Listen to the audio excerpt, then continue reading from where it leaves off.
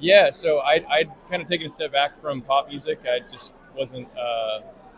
I don't even know why. I just felt like God was calling me to say no to offers and to stay at home with my wife. And we ended up having a son, so that kind of was an answer to that. But in the peace and quiet of my home, I just started writing these worship songs, and I felt like God was telling me to put one of them out.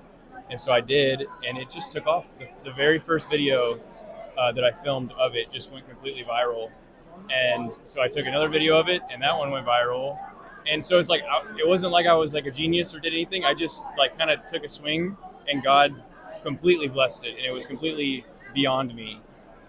And so that's what happened. So I just kept doing what, Yeah. and I just kept swinging at the bat and make music for Him. Why do you think your music is resonating so much with tweens and teens right now? What's going on? I think that they have a great radar for what's real and what's genuine, what's honest. And what I'm making is that it's from my heart, and I love Jesus. Yeah. You have 3 million followers on Instagram, 750,000 on TikTok. How do you decide what to post? It's just whatever. Yeah, I've tried getting like heady about posts, and it's just not worth it. I just post whatever feels right, just in the moment. You ever post anything and have a regret? That I regret. I've archived some posts, I would say. Yeah. Sometimes I'll post like a selfie, like why'd I post that? I don't need that. You have a lot of tweens and teens that look up to you. What advice would you give to them in a society that sometimes rejects Christ? It rejects Christ. Yeah, I mean, like teens who might be a little more cautious and might not want to speak up for Christ. What advice would you give them? They're in a high school. Yeah. They're around friends. Yeah. They're getting made fun of. Yeah. What would you tell them? I would say don't wait to because they might believe in Jesus, but they're afraid. It's like you're going to progress in something, so sometimes you're putting off shining the light of Jesus until later, and that just means you're stalling. So just start now, start representing Him now. And also, you don't know if Jesus is coming back tomorrow.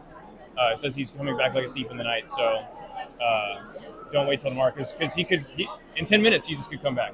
You know? Has there been any message that God's laid on your heart to share with your fans lately? I don't know whether Say one more time. Is there any message that God has laid on your heart to share with fans through your music or social media lately? Is there anything that you've been trying to promote, like just a message that God has laid on your heart?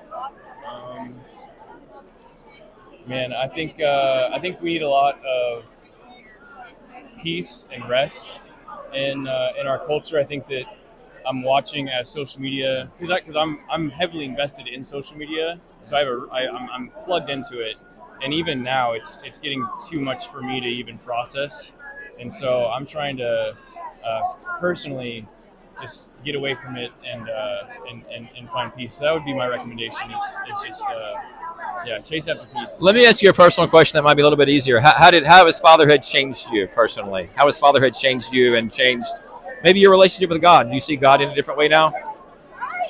I don't think I see God differently, but I've just realized that being a parent is one of the greatest joys in the entire world. And I think that it gets a bad rap. I think that people think that even marriage, they think it's kind of like the old ball and chain, and kids are a burden, and pursue your career. It's like, no, like that really is. I find the most delight from my family, so much more than any accolade or any amount of money or whatever. So I think it's all a lie.